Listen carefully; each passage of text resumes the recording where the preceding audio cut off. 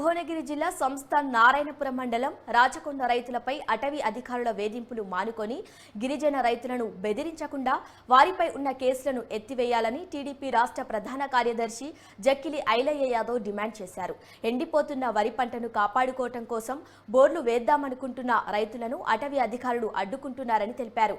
ఉమ్మడి రాష్ట్రంలో గత ప్రభుత్వాలు రైతులకు భూములు ఇస్తే భూమి రికార్డులు ప్రక్షాళన పేరుతో ధరణితో పాత పట్టా పాస్బుక్లను నిలిపివేసి బీఆర్ఎస్ ప్రభుత్వం రాచకొండ రైతులను ఇబ్బందులకు గురి చేసిందన్నారు. నూతన కాంగ్రెస్ ప్రభుత్వం రాచకొండ భూ సమస్యలను పరిష్కరించి రైతులపై పెట్టిన అక్రమ కేసులు ఎత్తివేయాలని వారు కోరారు.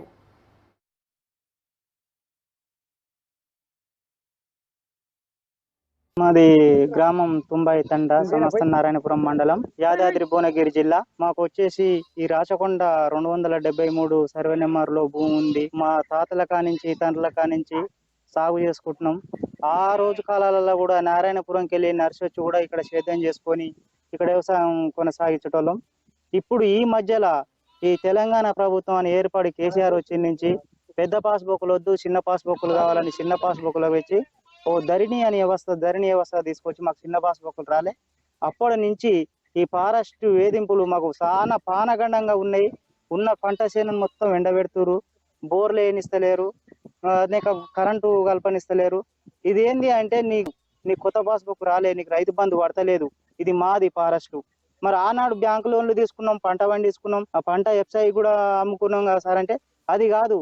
మరి కాంగ్రెస్ గవర్నమెంట్ ఉన్నప్పుడే మాకు పట్టాలు కల్పించారు, బ్యాంకు లోన్లు ఇచ్చారు, అన్ని అవసరతలు ప్రతి ఒక్కటి సబ్సిడీ కానీ ఇంప్లిమెంట్ సబ్సిడీ కానీ ప్రతి ఒక్కటి వచ్చింది.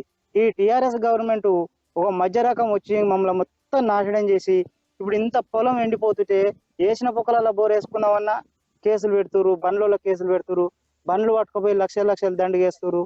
ఎటు ఏం చేయాలనో దిక్కు తెలియకుండా గవర్నమెంట్ పిరి బియ్యం ఇస్తుంది, పిరి బియ్యం తినరాదు, కంట్రోల్ బియ్యం తినరాదు, మీరు పంట పండియాల్సిన అవసరం ఏందని దేవిలాలు స్వచ్ఛంగా ఆయన ఫారెస్ట్ రేంజరు ఆయన వచ్చి రైతుల పొలాల కాడికి వచ్చి చెప్తుండు.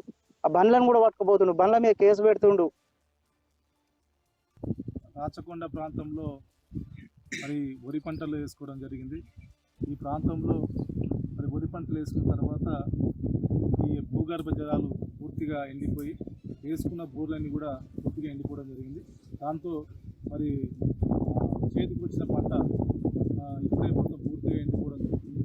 ఆ సందర్భంలో రైతులు ఇక్కడ బోర్లు వేసుకుని దాన్ని ఆ పంటను కాపాడుకోవడం కోసం ప్రయత్నం చేస్తున్న క్రమంలో ఈ భూములు అటవీ భూములని ఇక్కడ పంటలు మరి ఇబ్బంది పంటలు ఖరాబ్ అవుతున్నా బోర్లు వేసుకోవద్దని చెప్పి అటవీ అధికారులు అత్యుత్సాహం చూపించి మరి బోర్లు వేసుకోకుండా వాళ్ళ నానా ఇబ్బందులు పెడుతున్నారు.